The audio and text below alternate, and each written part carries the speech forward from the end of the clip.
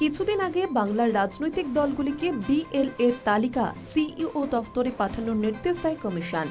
সেই সময় প্রশ্ন ওঠে, রাজ্যের সমস্ত বুথ থেকে কি বিরোধী মুখ হিসেবে উঠে আসতে পারবে বিজেপি? দলের রাজ্য নেতৃত্বরা দাবি করেছিলেন অধিকাংশ বুথে তাদের কমিটি গঠন করা হবে। সোমবার সেই কাজটাই শেষ হয়েছে বলে খবর বিজেপি সূত্রে। বুথ সশক্তিকরণ কর্মশালায় বিজেপির রাজ্য নেতৃত্ব জানিয়েছে, ইতিমধ্যে রাজ্যে ৮১,০০০ বুথের মধ্যে ৬৫,০০০ বুথে কমিটি গঠন করা হয়েছে, যার মধ্যে ৫০,০০০ বুথ কমিটির যাচাইয়ের প্রক্রিয়া শেষ হলেও ১৫,০০০ বুথ কমিটিতে এখনো ভেরিফিকেশন বাকি। একজন করে সভাপতি ও দুজন সহযোগী নিয়ে আপাততভাবে শুরু হলো বিজেপির বুথ কমিটির যাত্রা।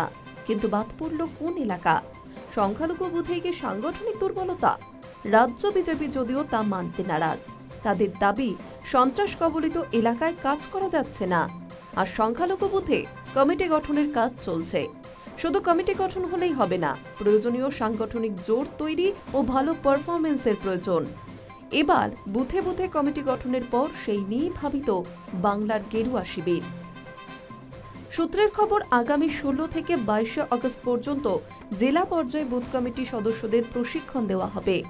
এছাড়াও এই সময়কালেই হবে বাকি ১৫,০০০ বুথে ভেরিফিকেশনের কাজও।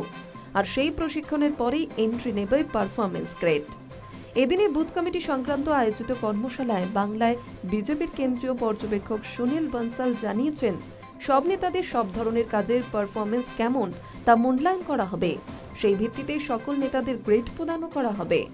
আপাতত বুথ স্তরের আলোচনায় এই কথা উঠে আসলেও গ্রেড প্রথার ব্যাপ্তি অনেকটাই বলে মনে করছেন বিজেপির একাংশ। বুথ কমিটি তৈরি হয়েছে শীঘ্রই, রাজ্য জেলা কমিটিও তৈরি হবে। High news network.